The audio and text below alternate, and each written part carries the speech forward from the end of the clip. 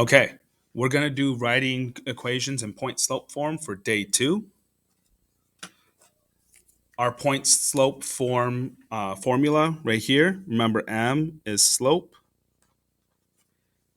and it passes through a random point or a chosen point. This is x1, this is y1.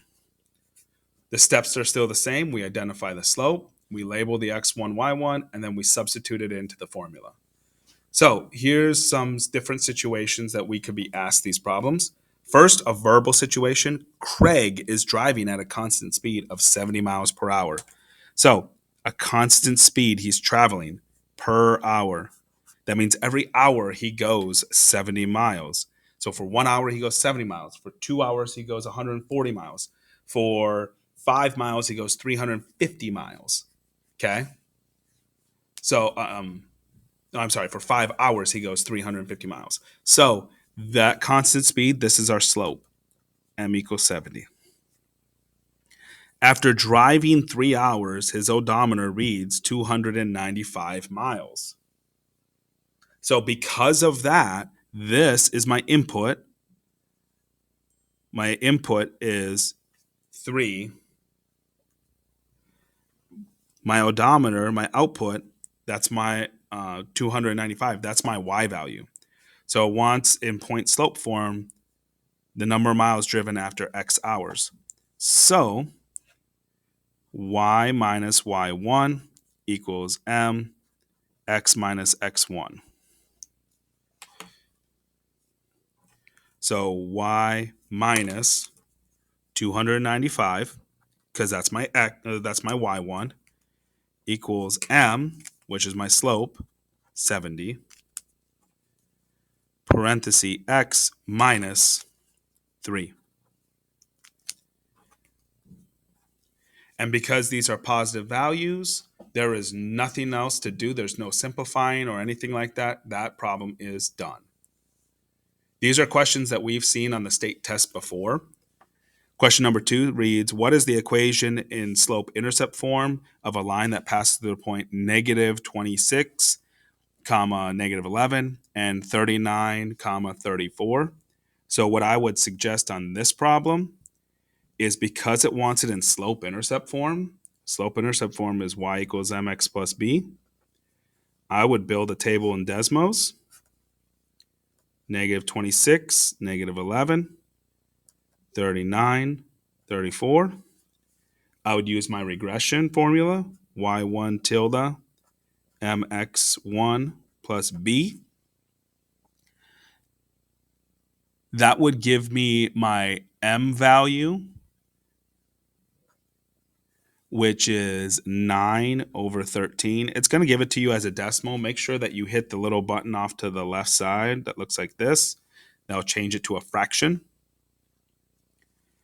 And so then it'll give me my b value, which happens to be negative, or I'm sorry, not negative. Yeah, it should be positive 7.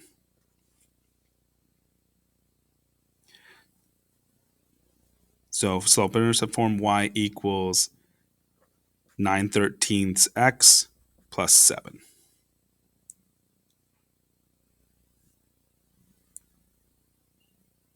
If I was given a point and has a slope, I could initially write this in point slope formula.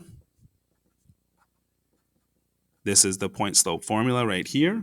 Y minus y1 equals m parenthesis x minus x1. This is my x1, this is my y1, this is my slope. So y minus 2 equals m 9 over 2 parenthesis x minus a negative 4. To change this into slope-intercept form, I'm going to distribute. First thing I'm going to do is simplify that mess in there. So this becomes y minus 2, 9 over 2, x plus 4. Then I'm going to distribute this. I'll show it with this.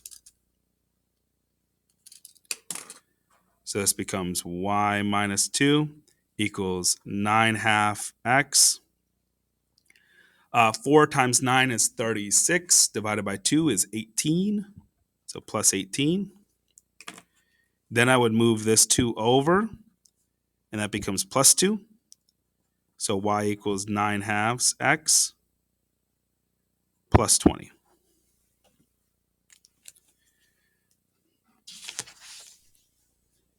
A graph of the function is shown on the grid. Write the function in point slope form that represents this function. So the very first thing I'm going to look for is the slope. Always try and identify the slope at step 1. Here is my y-intercept. Here is my x-intercept. That works out great. Those are nice whole numbers. So I can use that to find my slope. First of all, my slope is going down. So already I know that this could be my slope, this could be my slope, this could be my slope. Nothing else can be my slope because my slope has to be negative. And this goes down 1, 2, 3, 4.